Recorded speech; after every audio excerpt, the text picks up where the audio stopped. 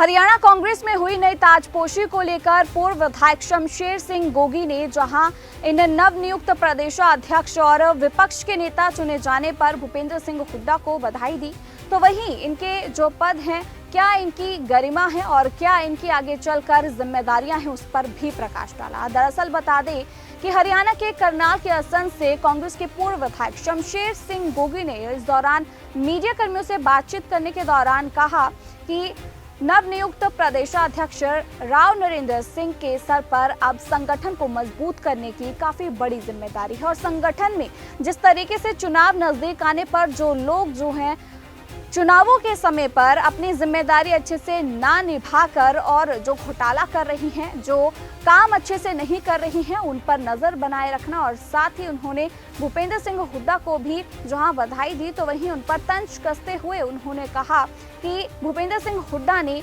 खड़गे और राहुल गांधी के सामने उनके साथ मीटिंग में ये कहा था कि उनका आखिरी चुनाव होगा।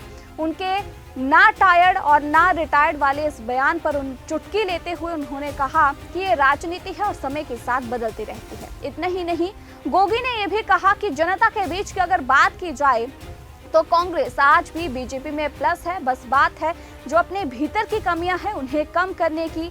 और इसी के साथ उनका ये भी कहना है कि संगठन को और मजबूत करना है, हर एक कार्यकर्ता को, हर एक कांग्रेस के नेता को बराबर का मान सम्मान मिलना चाहिए। क्या कुछ इस दौरान उन्होंने कहा, जरा आप भी सुनिए। पहले तो मैं हाईकमांड का धन्यवाद करता हूँ, फिर दोनों को बधाई देता हूँ।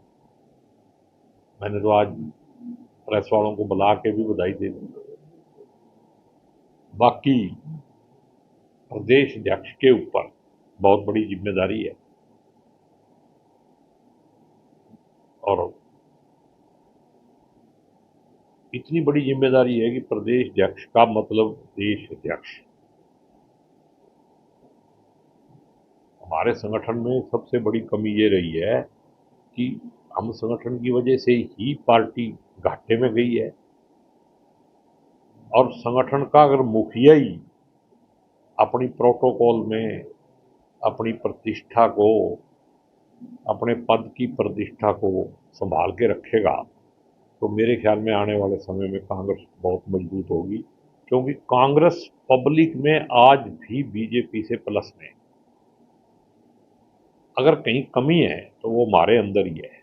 अभी भी है वो कमी, जो आज तक की बात होगी, कल से जिम्मेदारी जो है वो नए अध्यक्ष जी पे है और उनको इसको दूर करना है, सबको साथ लेके चलना है।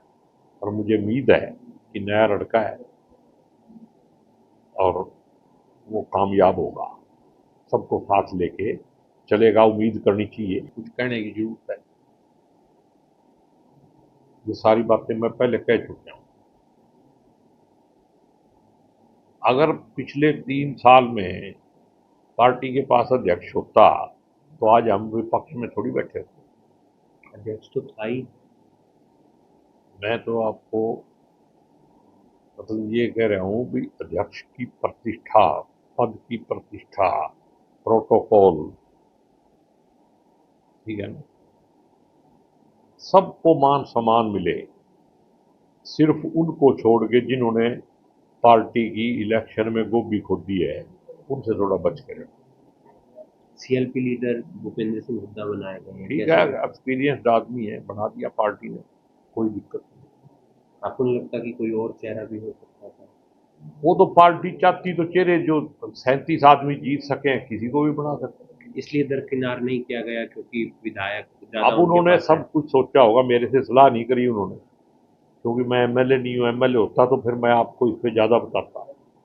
अगर आप एमएलए होते, अगर राजनीति में वैसे चलता नहीं है लेकिन फिर भी अगर आप एमएलए होते तो आप क्या चाहते, सीएलपी लीडर कौन होता?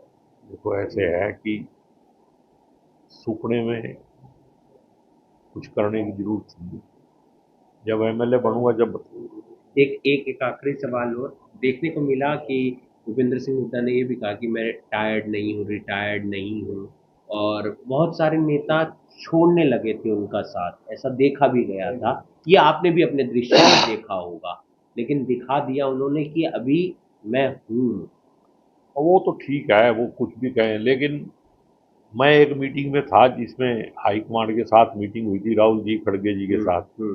तो उस टाइम हुड्डा जी ने ये कहा था, ये इलेक्शन के पहले की बात है, मैं भी उस 30-32 आदमियों की मीटिंग में था, कि मेरा आखिरी इलेक्शन है।